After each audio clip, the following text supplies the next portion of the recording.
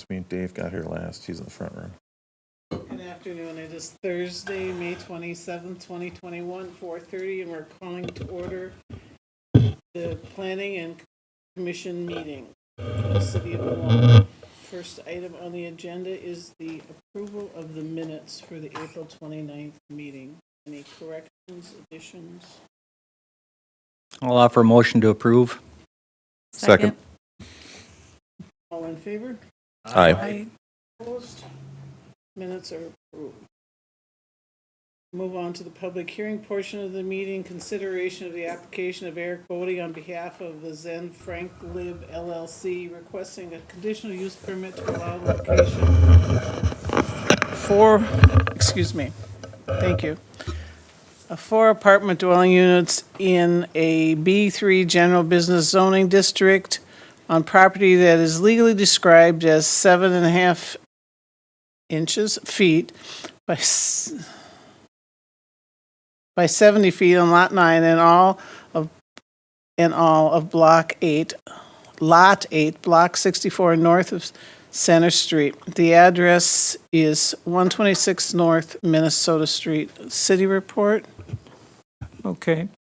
Just to start with, regarding the legal description, you'll note that it's 7.5 inches by 70 feet of lot 9. So it's a very small portion of lot 9, and I must have been the way the building was laid out at one time. And then it's all of lot 8 being the corner lot. Okay. Lot 9 is where the, I'm going to call it the old Forster Furniture building was located there. Is that the shared wall part? It's now Eleanor's, I believe. Yeah. So that's why you have 2 different lots referenced. The property location is, it's on the east side of North Minnesota Street, south of 2nd North Street. The deadline for a decision on this request is June 21st, 2021. The previous deadline was May 30th, 2021, and we extended that to June 21st with the applicant's agreement, and that was due to the fact that the Journal failed to publish the notice of public hearing on the required date. So we pushed it back a month. The land use designation in the comprehensive plan for the property is downtown. The surrounding land uses with the comprehensive plan to the north, south, east, and west is also downtown. The zoning designation is B3, General Business District. Zoning surrounding this property, again, to the north, south, east, and west is also B3. The current site use, we have a building of approximately 8,100 square feet. That was formerly occupied by Ben Franklin. The building is currently vacant. Other area land uses, to the north, it's downtown business, as it is to the south and to the west. To the east is a city parking lot and then German Park. Notice of this particular request has been provided to all property owners within 350 feet of the subject property, and it was published in the New Ulm Journal on May 15th of 2021. Public comments to date, we have not received any. The project description. The building located on this property was constructed in 1971 and consists of 4 different levels. The property has historically been used for retail purposes. The building has been vacant for a number of years. Buildings surrounding this property to the north, south, and west are all generally 2 stories. The buildings are occupied by a combination of retail and offices on the first floor, and offices, storage, and residential uses on the second floor. The 4 apartments that are proposed for this property would be in a vertical addition, and they'd be constructed on the roof of the existing building. There would be 2 apartment units located on the second floor and 2 apartment units located on the third floor. I'm going to skip the next item and then go on to the applicant is proposing to construct a two-bedroom unit of approximately 2,222 square feet, and then a 460 square foot studio apartment on the second floor. On the third floor, applicant is proposing to construct another unit of approximately 2,222 square feet and a 2,908 square foot apartment.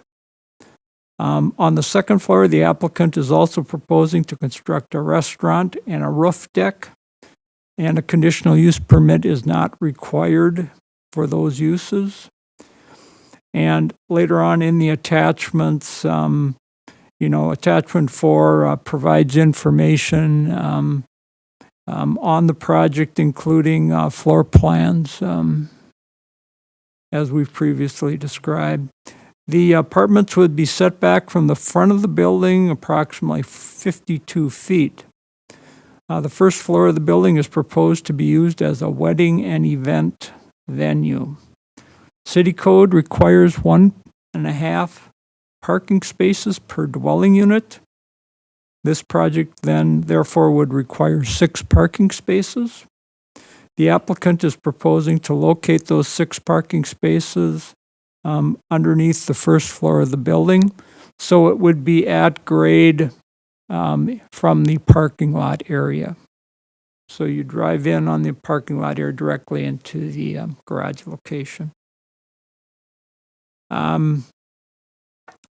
Currently, in the downtown area between 3rd South Street and 3rd North Street on Minnesota Street, there are approximately 113 apartment units. The B3 zoning district was originally designed to accommodate retail and office uses, with apartment dwellings generally located then on the 2nd and 3rd floors. The downtown area only partially functions in this capacity at present. Section 9.11, Subdivision 3C does allow for apartment dwellings in the B3 zoning district with a conditional use permit. And I might note that we have issued a number of those types of permits in the past. Required findings: in order to recommend approval of the permit, the commission will need to determine that the request complies with the conditions required for the granting of a permit. And that's section 9.82, subdivision 2. And those 7 conditions can be found on the reverse side of the application and the applicant's response to them. There's an 8th question which asks, why should the city approve your request? And the applicant's response was, it will be an improvement to a vacant building in the downtown. It will also provide more people living downtown and hopefully generating foot traffic. There are a total of 6 attachments. And one of them we'd like to show you on your screen.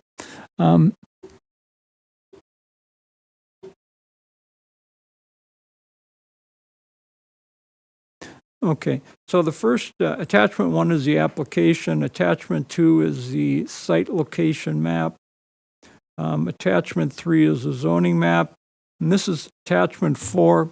And this is on the first page of attachment 4. And this is obviously a little bit larger than what you have in the document that you received.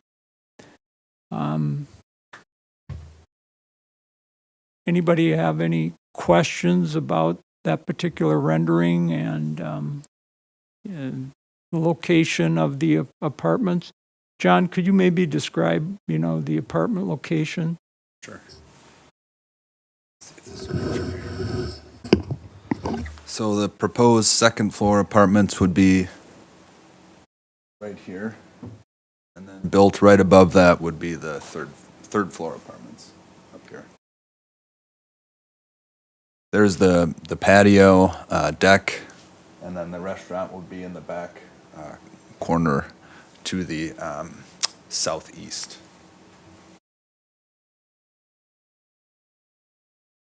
I have 2 questions. Sure. The spiral staircase that's coming down along the side, is that going to impact, like, will the sidewalk still be ADA compliant with that coming down where it's located at that point? And maybe that's another discussion down the road that hasn't been determined. Yeah, just a second. Elwood? It's a fight.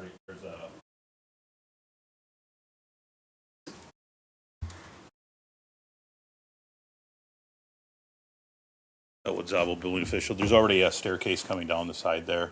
And so, yes, it's a fire escape, and we'll have plenty of room on the side for ADA compliance. And then just my other question, because I'm not familiar with the building. You said in an earlier bullet point that the building currently is 4 different levels. So do those are there 2 more levels below ground?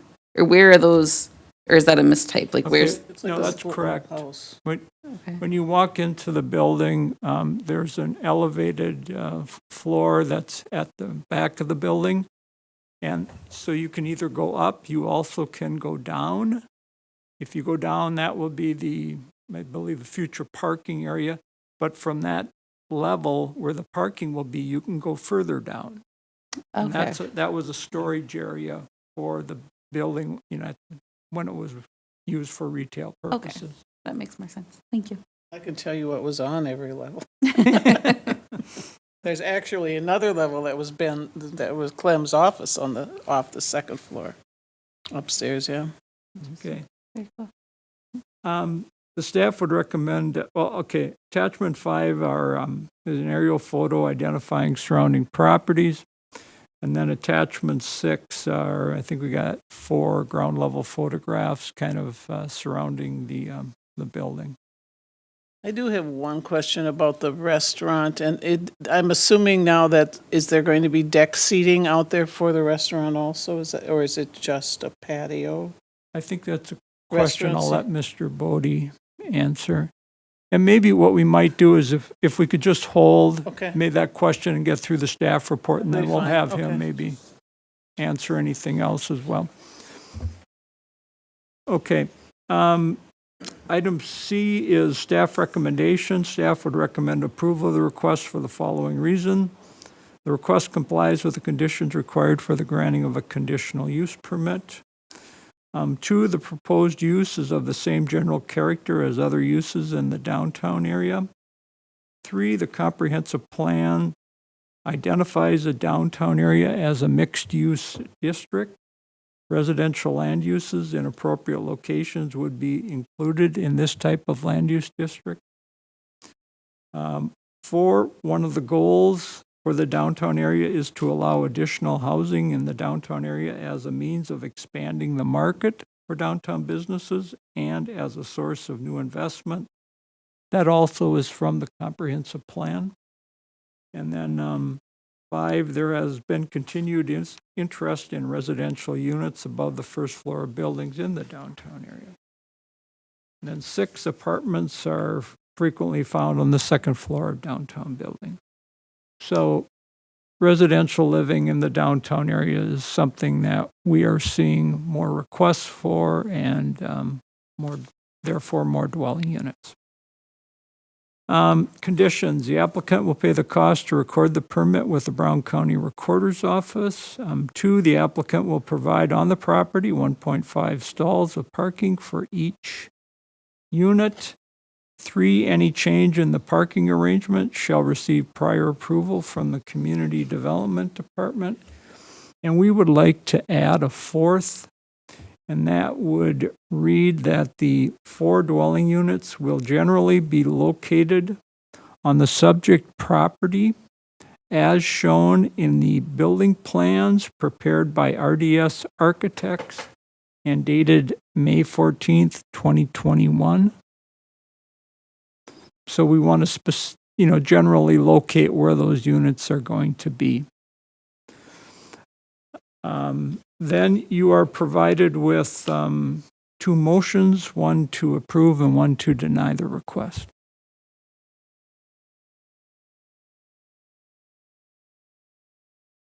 What's the reasoning behind the last addition that you just said? Just curiosity. Well, otherwise, what we would be approving is just 4 apartment units on the property.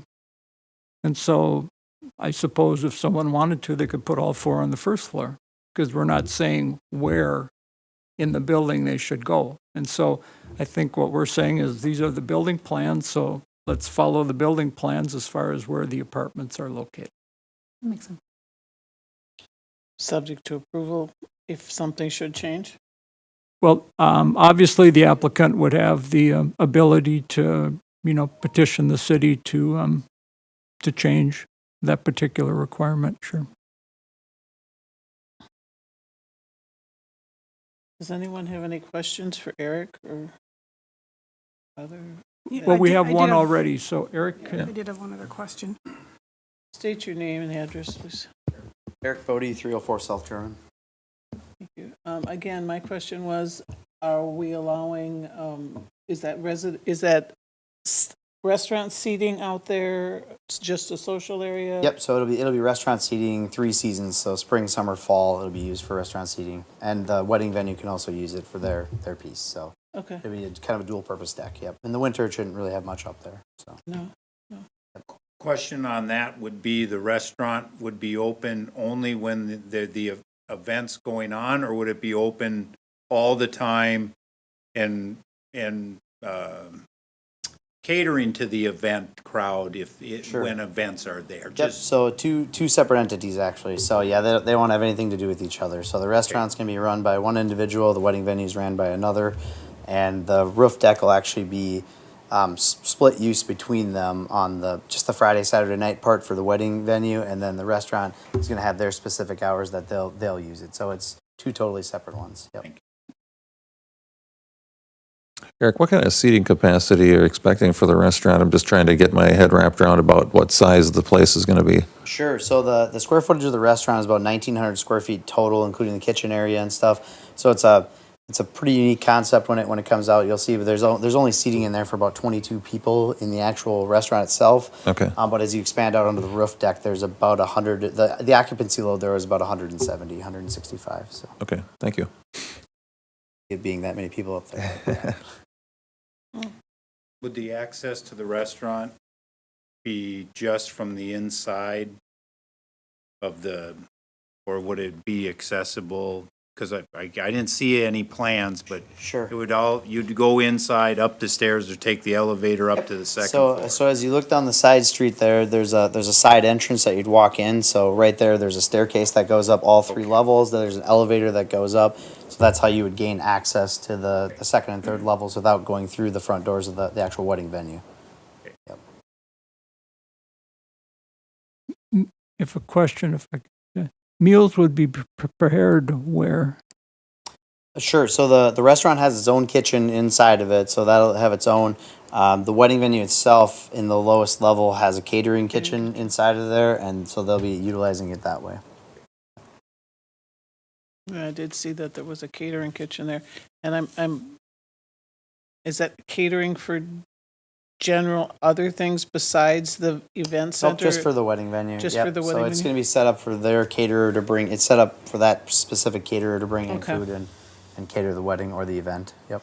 So it's a catering kitchen, more or less, just to. Yeah. So it's not a full kitchen. Someone it's just, else is going to bring in their food, and it's a correct. staging area. staging All right. area. Correct. Yep. With Okay. the appropriate place to wash and clean up and things like that. Yep.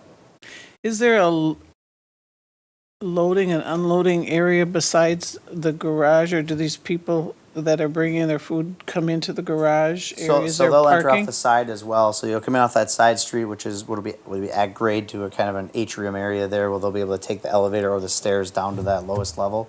Okay. The garage area is only going to be accessible for the condo residents. units on the residence side. Correct. That was my confusion when I was going over the plans. Sure. Because I did see the catering kitchen and I saw all the access. I think there were 2 or 3 different other access doors into the building from the garage too, for sure. Oh, one to those are hallway. those are the fire exits that are going through there. Okay. Yes, correct. So it's not any general public coming through those areas. Those are strictly private areas. Correct. Yep. If you're in the parking garage, you can privately enter the elevator and go upstairs. Just kind part of the thing. security plan for the residents. Correct. Yep.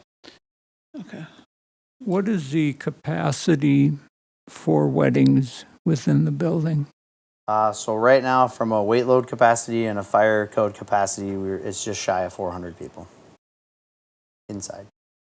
Are you going to have, I'm assuming yes, but some type of soundproofing? Like, or are we looking at like a ton of like call complaints of noise and Are you- for the apartment dwellers above? Will it, like, so say there's a big wedding going on, you have a rowdy bunch, are we going to be getting calls from the apartments above of noise complaints from down below? Or will you have soundproofing on? It's a concrete deck that's going in there. I don't imagine that's going to be too large of a complaint from the. So that they're actually, yeah, the people that are going to living above, they're going to kind of be my issue if they're going to call for a complaint. But the roof deck piece has to adhere obviously to the city's noise ordinances and outdoor sounds and things like that. So that part will be capped right there, and then the actual wedding venue itself, inside of there will kind of act just similar to a bar in the downtown area, and it'll shut down at 11, 12, or 1, however they operate that.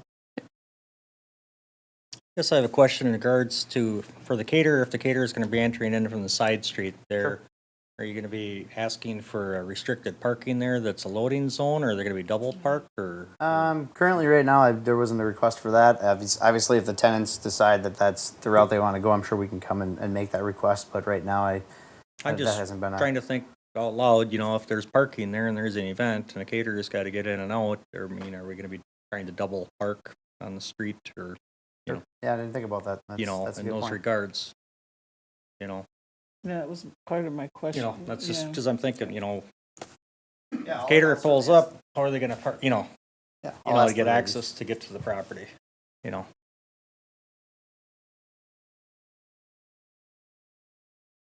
Just maybe a technicality, but on the conditional use permit application, there's a spot for a signature for a property owner. We don't have a property owner signature. Is that a requirement, or? In this particular case, the applicant and the property owner are the same.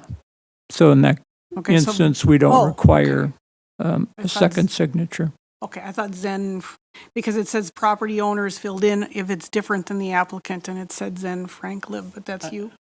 Yeah, so I own the corporation itself. Yep. Okay, thanks. Correct. So Eric is operating as what, chief manager Correct. Yes. of the LLC. Okay. Do you have prospective tenants already?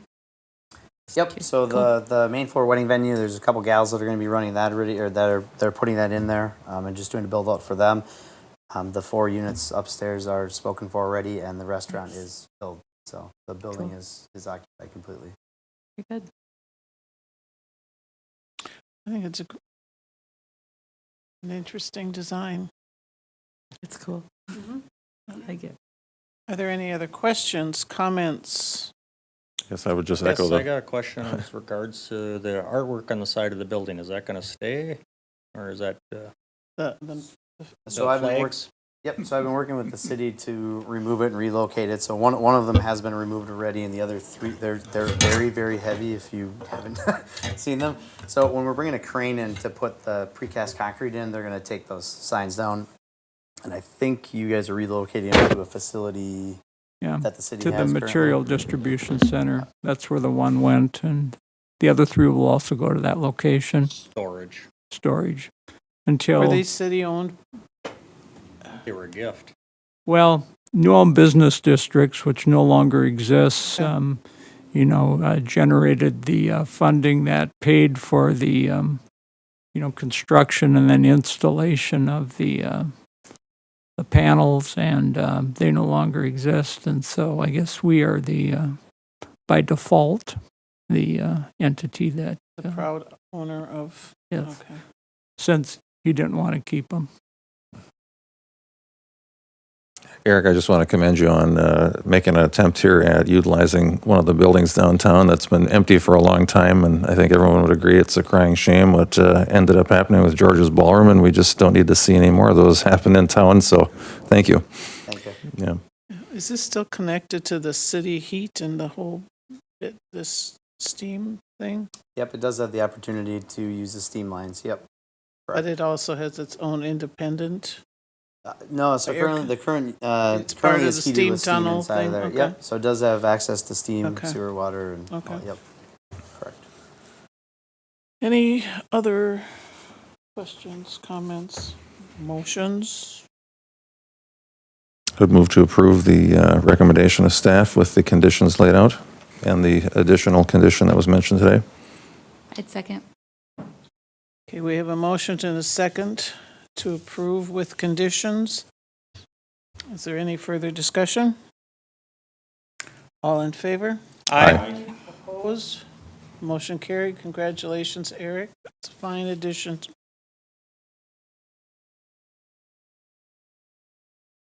Next item, consideration of the application of Jeff Bertrang on behalf of the New Ulm Public Schools requesting a conditional use permit to allow the location of a career technical education CTE center in an I-1 General Industrial Zoning District on property legally described as lots 1 through 3 and 8 through 14, Block 2, north of Center Street. The street address is 202 to 211 North Valley Street. City report.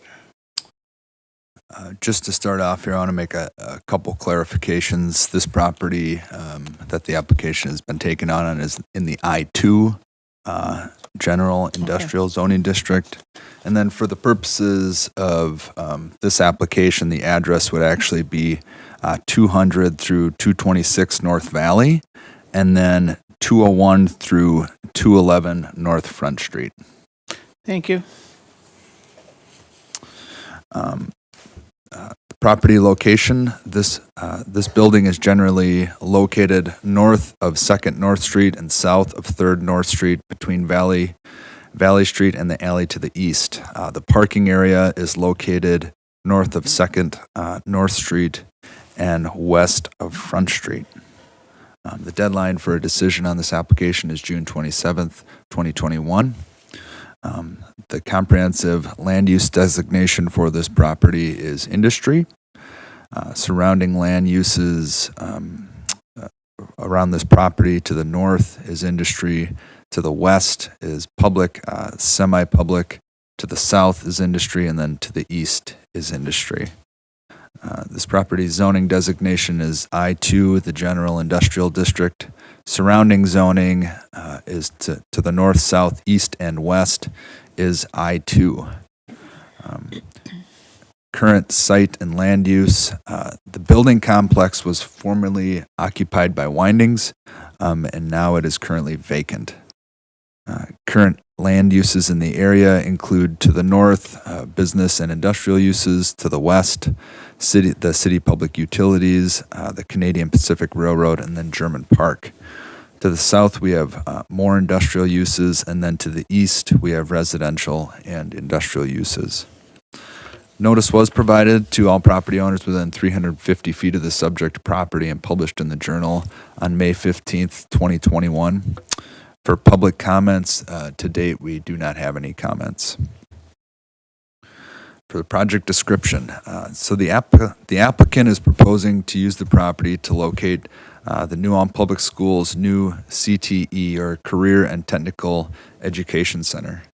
The CTE Center's purpose is to provide high school students with exposure and access to technical careers available within our region, allow students to earn credentials and certifications before leaving high school, and to provide a space for adults to recertify or retrain or gain technical skills in a particular trade or technical career. Courses to be taught at this site include but are not limited to automotive, machine and milling, welding, construction, carpentry, and engineering. A CTE center is not listed as a permitted use in the I-2 zoning district. The CTE Center's purpose, partnerships, programming, implementation plan, delivery model, and timeline can be found in Attachment 5, presentation by Jeff Bertrang. And if you had a chance to read through that ahead of time, it goes into nice detail about what they will be doing at the site. And it was really nice to have that attachment. Section 9.16, Conditional Use Permits, Subdivision 1, Item E of the City Code reads as follows. Subdivision 1. Conditional use permits may be issued pursuant to the procedure set out in subsection 9.82 for any of the following. And then listed under Subdivision 1 is Item E. to permit the location of any of the following uses in a district from which they are excluded by the provisions of this chapter. And under those following uses, we have airport, library, community center, church, hospital, and any institution of an educational, philanthropic, or charitable nature, cemetery, or mausoleum. And obviously, this use would fit under that institution that is of educational nature. This use does qualify for a conditional use permit under this section. Now, in the past, there have been other groups that have received conditional use permits for similar types of facilities, and they include, and I list 6 of them there, but they include a fellowship or a religious facility that was located in an I-2 zoning district. There are a number of athletic organizations who located their practice facilities or practice areas in I-2 zoning districts. And as recently as in 2020, the New Ulm Youth Wrestling Association located a youth wrestling facility in an I-2 zoning district at 1601 through 1615 South German Street. And if you had driven by lately, you can see they're actively working on that site. There are different types of schools that are permitted in the R3, B1, B2, and B3 zoning districts. So project considerations. In order to recommend approval, the commission would need to determine that it complies with conditions required for the granting of a conditional use permit, section 9.82 subdivision 2 of the city code. The reverse side of the application lists 7 conditions and the applicant's response to them. The 8th question asks, why should the city approve your request? The applicant's response is as follows. Making use of a vacant industrial building to provide a broader range of technical educational opportunities for our students and the community.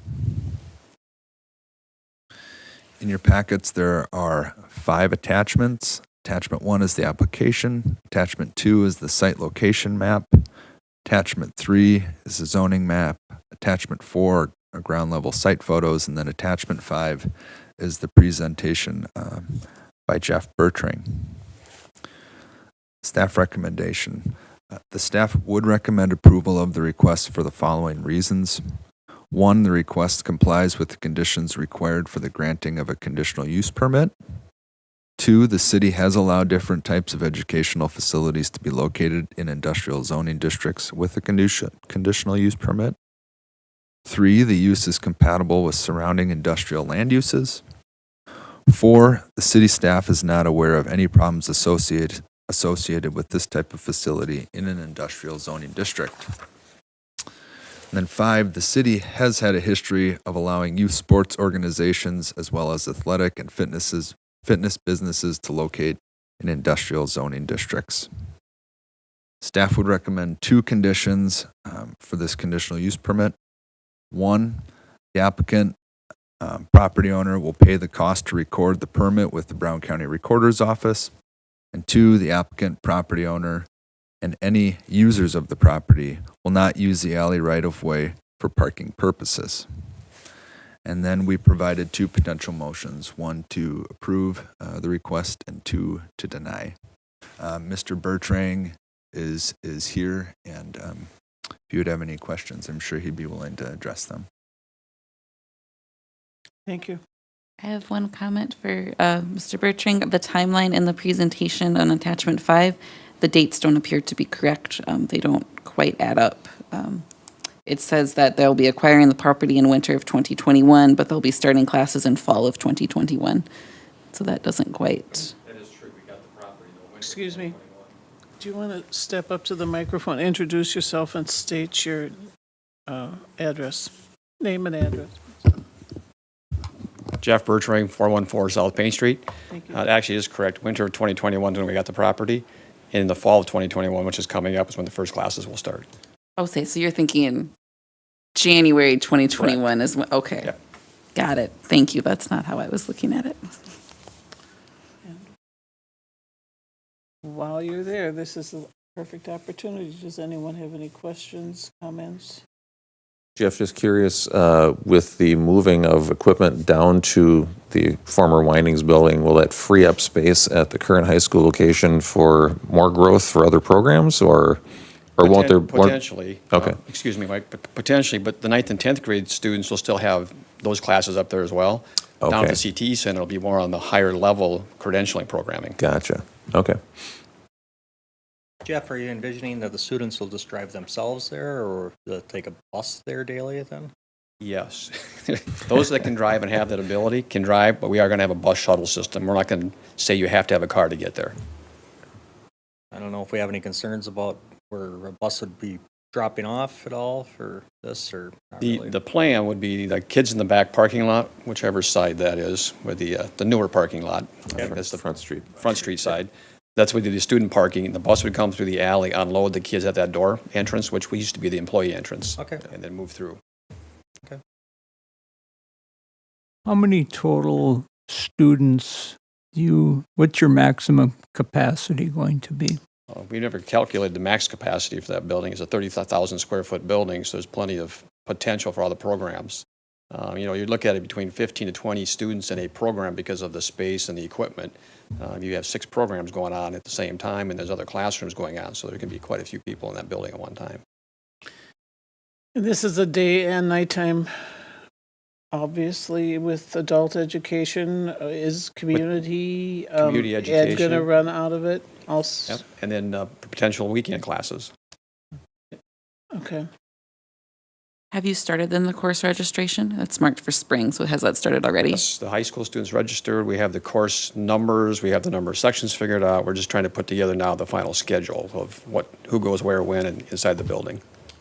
So this might be, I think this is a question for staff, and I had this curiosity of our previous one that just came through too.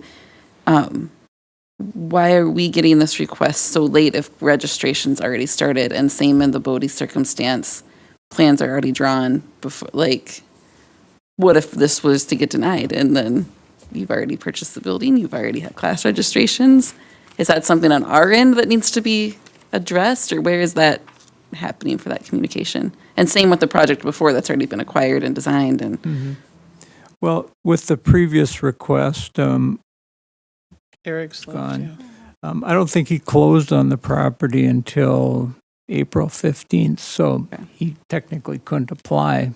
Okay. And Eric doesn't generally come before the city unless he has a the whole Sure, package tied that up. makes sense. So It's then a this would be private- a more that's a unique private thing circumstance for him, of. Yes, where So this is not. Yeah. So, he can't, he would have had to have had the existing owners submit the application. Sure. So then, like Yeah. in a scenario like this, they've owned it since winter. We actually didn't own it until April. Okay. Donation, but we had to go through all the legal part of the lease payout to Got get it. the property acquired. So it was about middle of April when we had that done. So it was a Okay. quick scramble. Yes. Good. Efficient tax dollars at work. I think it's a great idea, but I do have some questions about the tie-in to like South Central or any of that. Is this taking the place initially? Students can get right out into the job market because There's a few in things. some cases you have to have other requirements to journeyman requirements and things like that. It depends on the area. So first of all, the Department of Labor and Industry does not allow kids under 18 to be in industry on the shop floor. So they can't get that experience till they're 18. We're trying to get that experience before they're 18 so they can figure out, is this the occupation or job I want to go into? If we wait till they're 18 and they've graduated, it's too late to figure that out. We also have internships we do now at the high school. This would be a higher level of internships after they get some classes there. They get certifications in the different areas or credentials. They can go straight to the job market and not have to go to college. But at the same time, we do have a partnership with South Central to do how we get the kids transitioned over there and how we do the certifications. So we have a partnership with them. Okay, that was an important point for me. Yep. Okay. Is there anyone else that has questions, comments? What do you There's a- anticipate your maximum number of faculty members will be on site? rotating between 3 to 5, depending on morning, afternoon, or evenings, and how that's going to look. And the curriculum can adjust to the demand of the industry or community? That's our intent, is we start with the base, what we have now, and if there's a, example is 3M has a lot of mechatronics technicians. Correct. That's not old, that's a newer profession, but that's robotics, hydraulics, electronics tied into a new label and what their certifications require. So if there's something else that comes up from our area industry, say, hey, could you do this? We'd take a look to figure out how we make something for a 12 or 18-month program. So, but as community sees demand, you can shift, all right?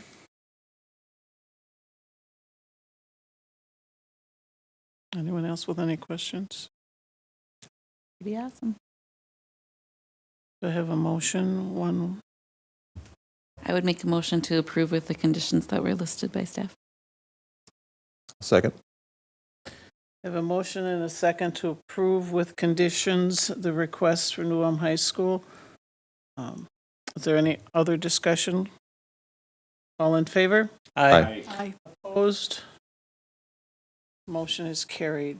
Thank Thank you. you for your time.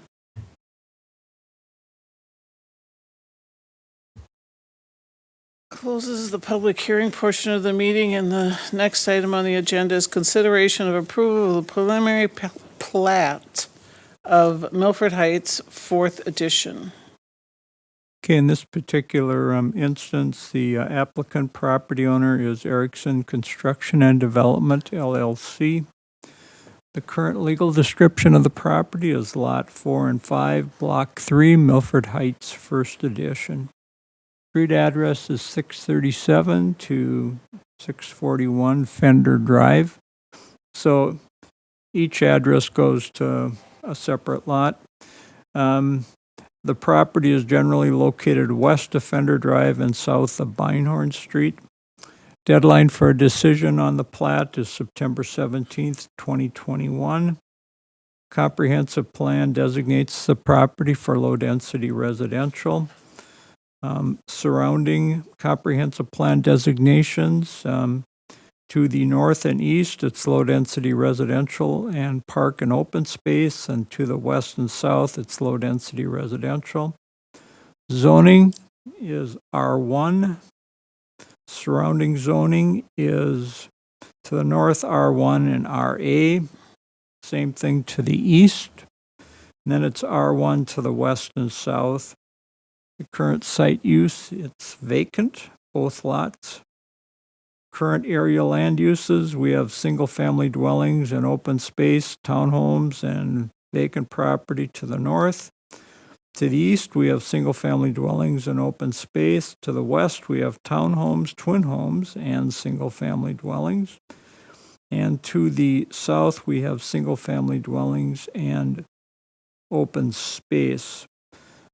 Notice none is required. Public comments, we have not received any.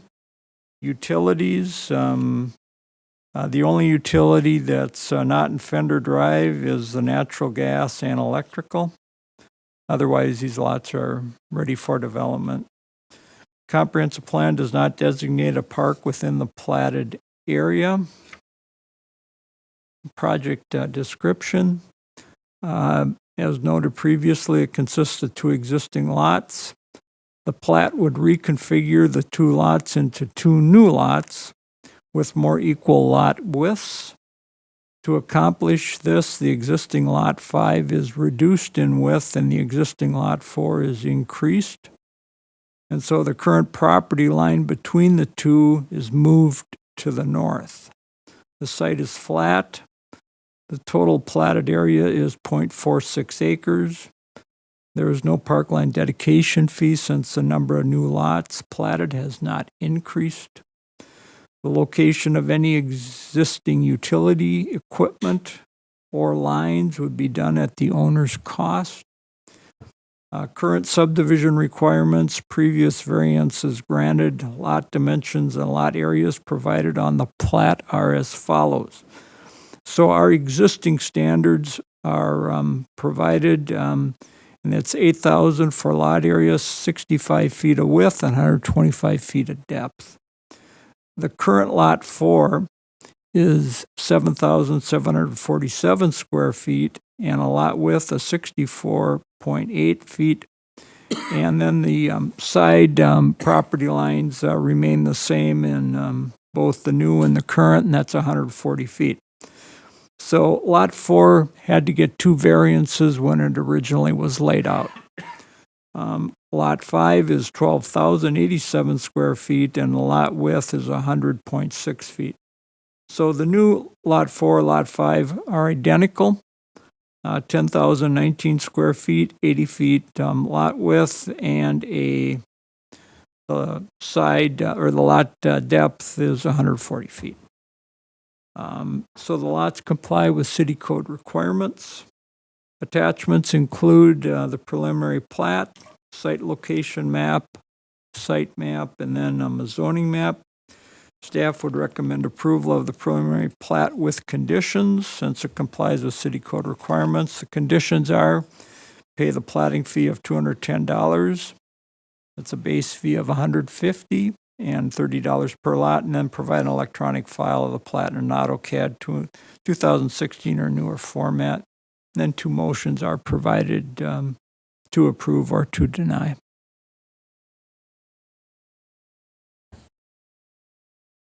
Questions?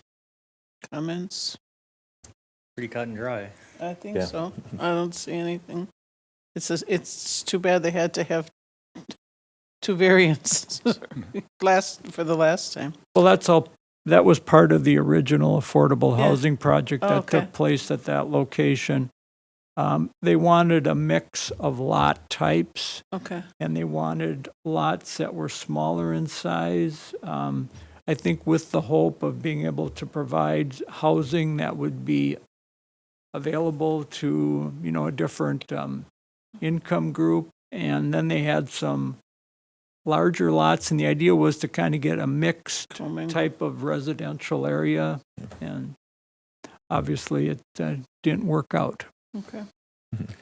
I would make a motion to approve with staff recommendations. Second. Any other comments, questions? There's a motion and a second to approve. All in favor? Aye. Opposed? Motion is carried. Next item is consideration for approval of final plats of the Quartz second subdivision. Okay, so some of this is going to sound very similar since you heard it at last month's meeting. The applicant property owner is Jennifer Clark and Dr. Jean Clark. Legal description is Lot 2, Block 1, Course Subdivision, excluding the northeasterly 40 feet. Street address is 213 KC Road. Property is generally located south of the KC Road and west of Boundary Street. City Council approved the preliminary plat with conditions at its May 4th, 2021 meeting. Deadline for a decision on this request is July 27th. Current land use designation in the comp plan is low-density residential. Surrounding land use designations in the comp plan to the north, east, west, and south all are low density. To the north, we also have a floodplain. To the east, we have high-density residential and park and open space. To the west, it's just low density, and to the south, it also has some medium density residential. Zoning is R1. We have R1 zoning to the north and south. We have RA zoning to the east, and then this property abuts Brown County, and that property is zoned A1, which is agriculture. Current site uses, we have current site is used as a large lot, single-family dwelling. We have larger lot, single-family dwellings to the west and south. And then we have single-family dwellings to the north and east. And there's also open space to the east. Notice, none is required. Public comments, none received to date. Utilities are accessible by both parcels. Electrical is provided by the REA, and so there's been some discussion about the need for at least the new lot to be connected to the city system. Comprehensive plan does not designate a park within the platted area. Property was annexed in January of 1999, and at that time, a single-family dwelling was located on the property. Site is relatively flat with a south to north slope. The plat would subdivide the existing parcel into 2 lots. Total platted area is 2.51 acres. The current subdivision requirements and lot dimensions provided on the plat are provided. The lots comply with city code requirements easily. Status of conditions. Payment of the platting fee of $240. Payment is pending. Provide an electronic file of the plat in an AutoCAD 2016 or newer format. That notice has been provided to the land surveyor. Provide utility easements. Those easements have been provided on the plat. A residence constructed on Lot 1 will connect to city utility systems. That notice has been provided to the owner. And then there's a new condition, and that is that the payment of the parkland dedication fee for the new lot, that's $350, and that payment is pending. We have 2 attachments, the final plat and an aerial photograph. Staff would recommend approval of the final plat with conditions, since it complies with city code requirements. There are 4 conditions, and those are the same as was identified above. And then we have 2 motions, one for approval and one for denial.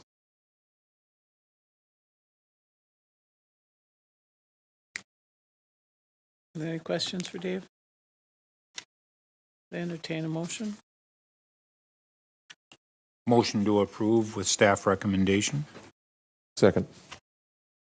I have a motion and a second to approve with conditions. All in favor? Aye. Opposed? Motion is carried. Dave, do you have the status of revision to the zoning ordinance? I can Yeah. do that. So I just want to start out by saying this. For each of the upcoming meetings that we have going on here into the future, we're going to give a status report of what's been completed, what we're working on or in process with currently, and then what we're looking to do in the next month.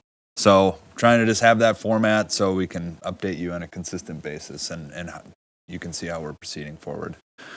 So some items that have been completed. Number 1 is staff has met with the city attorney, Roger Hippert, to review the formatting of the new zoning ordinance. And it was decided that the new zoning ordinance would be an appendix to the existing city code due to its length and format compared to the rest of the code.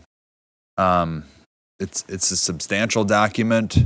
A lot of it is kind of unique language, or it is unique language to zoning in particular. And in a lot of other communities, they had it as an appendix to their city code rather than just mixed in like it is currently with the city's code.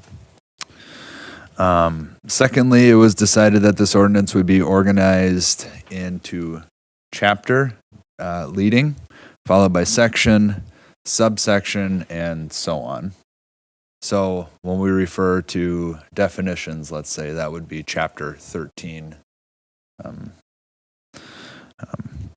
then lastly, when we're referring to the zoning ordinance, it will be referenced as this ordinance. We say that a lot through the document, and so whenever we say the ordinance, we mean the whole appendix. I should also note too that we were able to format it so that wherever you are looking at, whatever page you're on, in the upper right-hand corner will tell you what chapter you're in, what section you're in, and we can go even further down into subsection if we'd like. It's nice because currently if you're on page, let's say 300, you don't know if you're under industrial or what have you. So this kind of helps you guide through it or get through it a little bit better. So items we have in process. So staff has completed their review and edits to Chapter 13, Rules and Definitions, and then Chapter 1, the General Provisions. Both of those chapters have been sent to the city attorney for their review. Once they review it, we'll be discussing with them, or city staff will be discussing with them any edits or anything that they want to have done, and then proceeding from there. Now, the reason we sent Chapter 13 right away is because the rules and definitions kind of set up how the rest of the code operates. So those definitions are important and used throughout the rest of the document. And if we don't have those correct in the beginning, it's not going to make sense to the rest of the appendix. And I should note too that within the Chapter 13 rules and definitions, it's going to look substantially different than what we currently have. There's visual depictions. There's examples of how we are going to be measuring things. So, for example, in our code right now, we say that your minimum setback area is 10 feet in the front yard, or something like that. Well, you might be wondering, well, how do you measure the front yard setback? Well, I actually have depictions in there showing what are your different yards surrounding your property. What does it look like when you're at a intersection and things like that. So it's a little bit more clear rather than just having language. So that's that. Staff has also reviewed 2/3 of Chapter 2, which is the application and review procedures, and expect to complete the review of this chapter and send it to the city attorney in early June. There are several depictions that we need to have completed by an outside party. We don't have the software internally to complete those depictions or graphics. And we have contacted 2 different firms, one out of Redwood Falls and one out of New Ulm, to take a look at these graphics, and they both can do it for us, and we're waiting back on price quotes for that. So what we intend to do in the next month. So in the next month, we intend to complete our review and send to the city attorney Chapter 2, the application and review procedures, Chapter 3, zoning districts, and then maybe Chapter 4, residential zoning districts, but it might only be a portion of that chapter. So that concludes the zoning ordinance update. And if you have any questions, certainly can ask them. Sounds like you've been busy. Yeah, it's been busy. Thank you. Remember, this is summer and there's vacations coming up. Reports, city council decisions concerning the planning commission. A limited number. At the May 4th meeting, the council approved with conditions a preliminary plat of Quartz second subdivision. And then secondly, they adopted an ordinance authorizing the micro-mobility sharing operations on city streets, and that was approved on a 3-2 vote, and that's to allow scooters. And I don't know the status of that project at this point in time. At the May 18th meeting, there was nothing associated with planning commission matters. Thank you. That's it. Heritage preservation.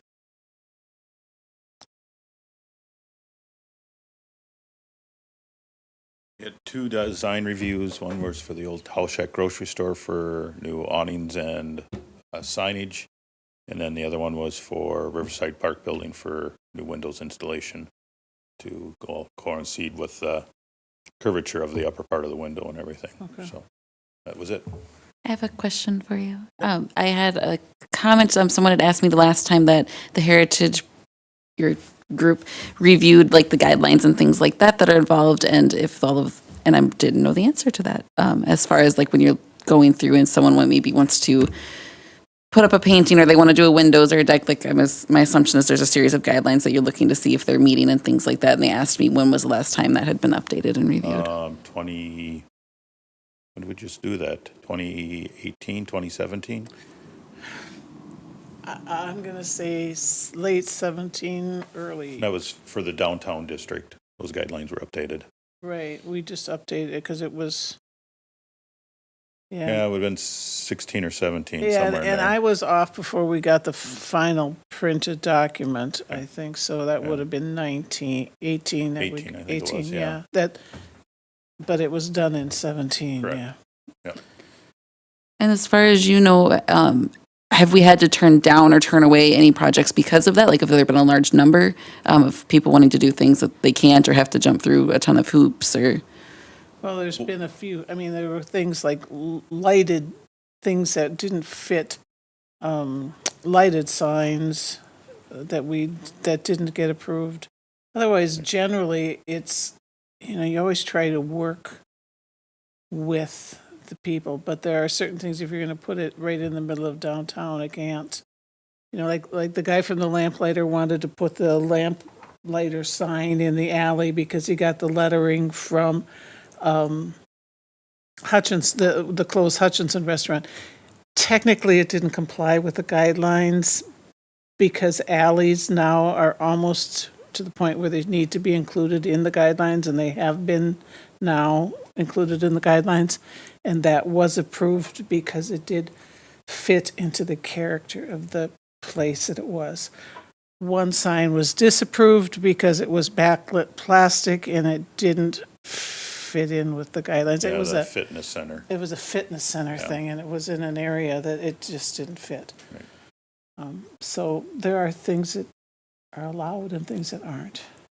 Yeah, It's now not- we it's a- have specific design guidelines for the downtown They're area, very but we specific. also have other properties that are, designated as heritage preservation Right. landmarks. The And in those school- cases, it's, I guess, more looking at the exterior of the building and making a decision as to what is appropriate and what isn't. Is arts- that What- correct? what- The yeah, what they Artstone want. housing, I mean, we'd gotten a lot of questions about people wanting to do stuff, then they're living in an Artstone house. And those are things are generally approved. You want to put central air conditioning in. Can I run the piping and stuff up the outside of the house?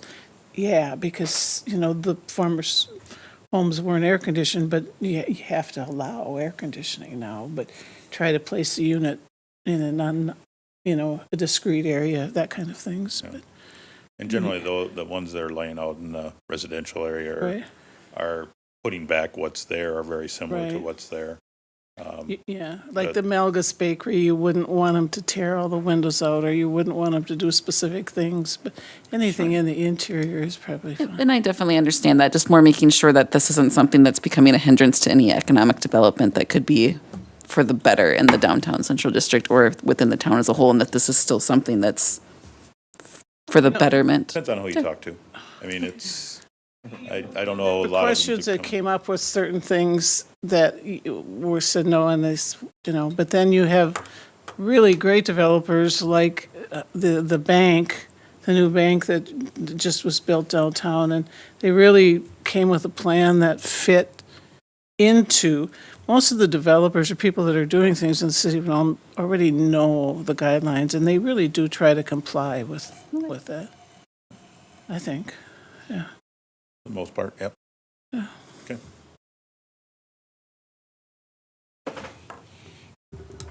Are there any other questions, comments, things that need to? And the meeting would stand adjourned. Thank you.